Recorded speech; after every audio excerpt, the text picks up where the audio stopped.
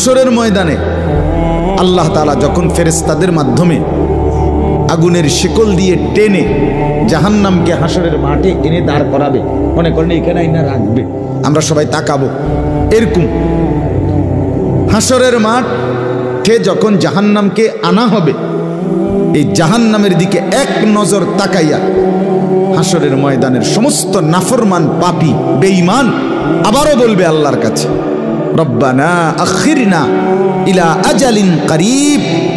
আল্লাহ একটু সময়ের জন্য দুনিয়াটা আবার ফেরত দেন,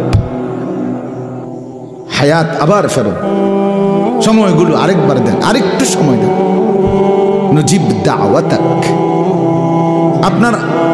আপনার সব কথা তখন মেনে নেব, ওয়ানাত্তাবিউর রুসুল, আপনার রসুলদের আনুগত্য করব। আল্লাহ বলবেন না, না বান্দা, এখান থেকে কাউকে আর ফেরত দেওয়া